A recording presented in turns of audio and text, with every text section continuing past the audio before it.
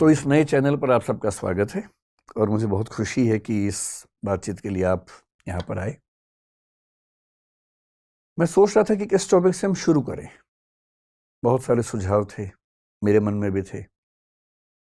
अंत में तय हुआ कि कोई ऐसा टॉपिक ले जो बहुत ही बेसिक सा हो, जो हर व्यक्ति के लिए ज़रूरी हो, जिसका महत्व हो। और मुझे पता नहीं क्यों, अगर मैं सोचता हूँ कि इस चैनल की शुरुआत मैंने क्यों की, इसका पर्पस क्या है, अगर एक पर्पस तय करना हो, बाकी पर्पस तो सारे होते ही हैं। प्रसिद्धि की चाह भी एक पर्पस हो सकता है, इसका सबके मन में होता है, तो मेरे मन में भी होगा ही। लेकिन अगर मैं सोचूं कि इसका दरअसल एक ईमानदार पर्पस क्या है इस चैनल का, तो मुझे लगता है कि मैं अपने कंट्रीब्यूशन के तौर पर यह चाहता हूं कि हमारा समाज सोचने विचारने की प्रक्रिया में बेहतर समाज बने। हम एक सेंटिमेंटल समाज के रूप में ना हो, हम एक इंटेलेक्चुअल समाज भी तो हो।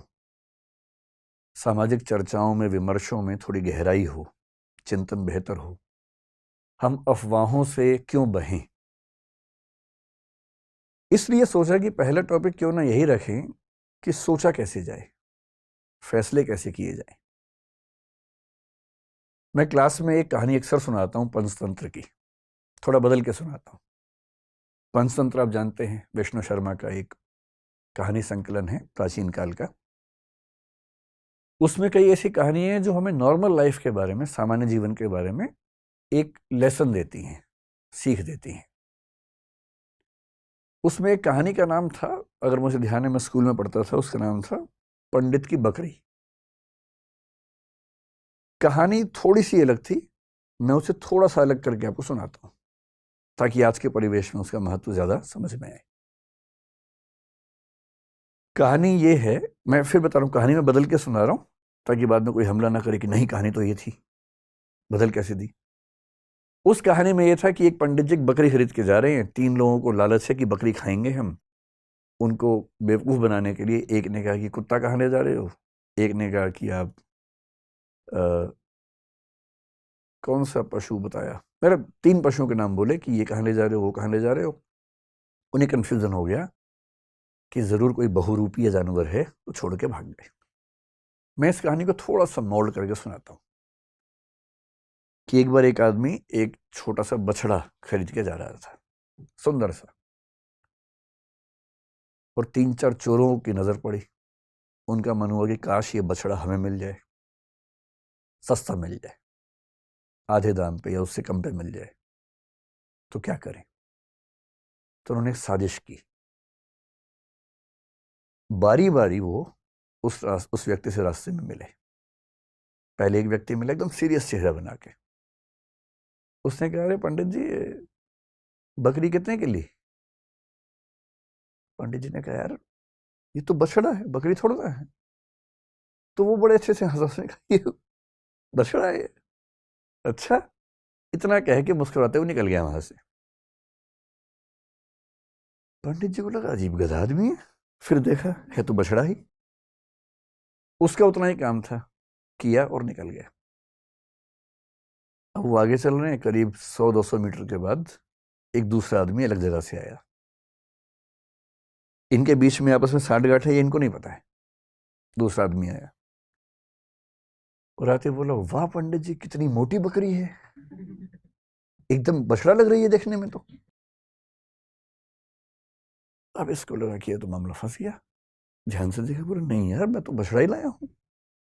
बोला वही तो मैं कह रहा हूं, देखने में लग रहा है एकदम, लेकिन है मोटी बकरी। ये कह के वो भी निकल गया। फिर 1 किलोमीटर बाद तीसरा मिला और उसने कहा, पंडित जी बस ऐसी ही बकरी चाहिए मुझे भी, कहाँ मिलेगी ऐसी बकरी। उसने कहा, फिर पंडित ने फिर थोड़ा धमकाते हुए कहा कि यार ये बछड़ा है भाई।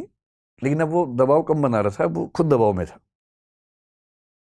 तो वो भी ठहाका मार के ऐसा बोला, बछड़ा ऐसा होता है, अच्छा, ये करके चला गया। और फिर चौथा आदमी जो असली था उनका मास्टरमाइंड, चीफ कॉन्स्पिरेटर, फिर वो आया पैसे गिनते हुए। उसने कहा, अरे अरे अरे, ऐसा ही बकरा चाहिए, ऐसी बकरी चाहिए, कितने की मिलेगी, कितने की मिलेगी। तो पंडित जी को लगा मुझसे बहुत बड़ी गलती हो गई है, मैं तो बकरी खरीद के ले आया बछड़े के नाम पे या बछिया के नाम पे। फिर लगा घर जाऊंगा घर पे पिटूंगा, इससे अच्छा नुकसान कम कर लेता हूं। तो एज्यूम कीजिए कि उस जमाने में 100 रुपए के आसपास का लिया था, तो उन्होंने बताया कि मैंने 100 का लिया है। प्लस 100 का, बकरी तो 20 रुपए की आ जाती है, लेकिन ये इतनी तंदुरुस्त है, अगर आप चाहें तो मैं इसके बदले आपको 40 रुपए दे सकता हूं। और पंडित जी को लगा कि यार चलो 60 का नुकसान सही, कम से कम 80 का तो नहीं होगा, और 40 का उसको दिया और खुश होकर घर लौटे कि बच गया आज तो। अब ये जो पंचतंत्र की कहानी है ये इसलिए है कि जब हम जीवन में निर्णय करते हैं तो हमारे पास बहुत सारे ऊट पटांग से इनपुट्स आते हैं, और यदि आप बहुत समझदार इंसान नहीं हैं तो इस बात का पूरा खतरा है कि कोई ना कोई कभी ना कभी आपको बेवकूफ बना ही देगा। और हम जिस दौर में हैं, हम तो व्हाट्सएप यूनिवर्सिटी के दौर में हैं, सारा ज्ञान ही वहां से आता है। सोशल मीडिया, आप लोग मोबाइल फोन के मरीज हो चुके होंगे मेरे ख्याल से, मैं भी आधा मरीज हूं, आप भी होंगे ही, आप तो नई जनरेशन के लोग हैं, ज्यादा मरीज होंगे। बिना वजह के मोबाइल फोन खोल लेते होंगे, फिर उस पर करते रहते होंगे ऐसे ऐसे, रील देख रहे हैं तो रील ही देख रहे हैं, शॉर्ट्स देख रहे हैं तो शॉर्ट्स ही देख रहे हैं, मन ही नहीं भर रहा है। फोन देखते देखते थक गए और फोन रखा, और 1 मिनट के बाद फिर फोन उठा लिया कि थक गए हैं, क्योंकि डोपामाइन रिलीज होता है आजकल फोन देखने से। ये एडिक्शन है, खतरनाक एडिक्शन है। और हर वीडियो में कुछ ना कुछ मैसेज कन्वे हो रहा है। इंफॉर्मेशन इतनी ज्यादा कभी नहीं आई हमारे आसपास जितनी आजकल आ रही है, और वो भी ऑडियो विजुअल फॉर्मेट में आ रही है। अखबारों के दौर में लिखित सूचना आती थी, केवल साक्षर लोग पढ़ते थे, बाकी पढ़ते ही नहीं थे। आज के दौर में ऑडियो है, विजुअल है, टेक्स्ट है, हर भाषा में है, कोई व्यक्ति बच ही नहीं सकता। और अगर किसी समूह के पास ताकत हो, उसके पास 10,000 ऐसे बेरोजगार हों जिनको काम दिया जाए कि दिन में 500-500 मैसेज भेजने, हर मैसेज के बदले 2 रुपए मिलेंगे, तो कोई समूह पूरे समाज को अपने तरीके से सोचने के लिए मजबूर कर सकता है। महाभारत का सोच के देखिए, महाभारत का युद्ध है, एक तरफ पांडव हैं, एक तरफ कौरव हैं। पांडवों के साथ में कृष्ण है। नैतिकता के लिए जरूरी है कि पांडव जीतें और कृष्ण इस पूरी योजना के साथ वहां पर हैं।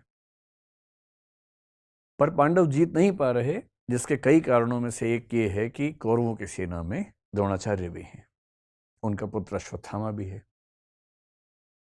द्रोणाचार्य गुरु तो पांडवों के भी हैं, कौरवों के भी हैं, पर वो राजधर्म का पालन कर रहे हैं, क्योंकि वो जिस राज्य के साथ हैं उसके साथ खड़े हैं। पांडवों की सेना उनको हरा नहीं पा रही है, और अंत में कृष्ण को समझ में आता है कि पांडवों को जितवाने के लिए कुछ कूटनीति का सहारा लेना होगा। कृष्ण कूटनीति के शिखर हैं।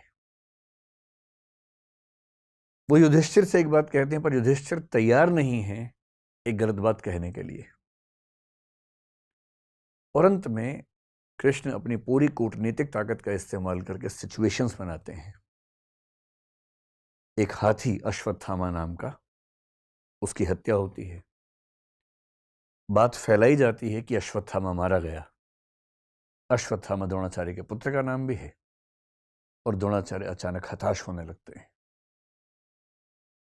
उन्हें फिर भी लगता है कि एक बार मैं खबर को ऑथेंटिकेट कर लूं, प्रामाणिक है या नहीं चेक तो कर लूं। तो वो अपने समय के सबसे प्रामाणिक व्यक्ति युधिष्ठिर से पूछते हैं। युधिष्ठिर धर्मराज हैं, झूठ नहीं बोलते हैं। पूरी पांडवों की सेना ने, टीम ने जब उनसे कहा, वो तब भी तैयार नहीं हुआ कि मैं झूठ नहीं बोलूंगा। लेकिन अब झूठ नहीं है, अश्वत्थामा की हत्या हुई है, हाथी की हुई है, तो क्या हुआ, हुई तो है ही। और तब भी वो चाह रहे हैं कि मैं पूरी बात बोलूं। द्रोणाचार्य ने पूछा, क्या अश्वत्थामा मारा गया? युधिष्ठिर कह रहे हैं, अश्वत्थामा हतो नरो वा कुंजरो वा। अश्वत्थामा मारा गया, आदमी था या हाथी था। लेकिन जैसे ही नरो वा कुंजरो वा कह रहे हैं, ठीक उसी क्षण में बहुत तेज शंख बजता है कृष्ण का, और उस शंख की आवाज में द्रोणाचार्य सुन नहीं पाते पूरी बात। और क्योंकि वो सुनते हैं सिर्फ इतना कि अश्वत्थामा मारा गया, वो हताश हो जाते हैं, हथियार छोड़ देते हैं, युद्ध भूमि में जमीन पर टिक के बैठ जाते हैं और इसी क्षण का फायदा उठा के धृष्टद्युम्न उनकी हत्या कर देता है। मैं सोचता हूं कई बार कि द्रोणाचार्य इतने योग्य व्यक्ति थे, यदि मिस इन्फॉर्मेशन से या मैनिपुलेटिव इन्फॉर्मेशन से उनको भी एक गलत तथ्य के प्रति आश्वस्त किया जा सकता था, तो आज के दौर में जब हर तरफ सोशल मीडिया के हमले हैं, कैसे कोई व्यक्ति सही फैसले करे? अगर द्रोणाचार्य उस आवाज को सुन पाते, नरो व कुंजरो वा, तो शायद उनका फैसला बदल गया होता, शायद युद्ध की कहानियां अलग होती। पर किस तरह से सूचनाएं पहुंचे, कौन सी सूचनाएं ठीक से न पहुंचने दी जाएं, कैसे कंटेक्स्ट से बात को हटा दिया जाए, अगर सूचना देने वाले इसमें माहिर हों तो समाज क्या करे, आम आदमी क्या करे, द्रोणाचार्य जैसा महान चिंतक क्या करे।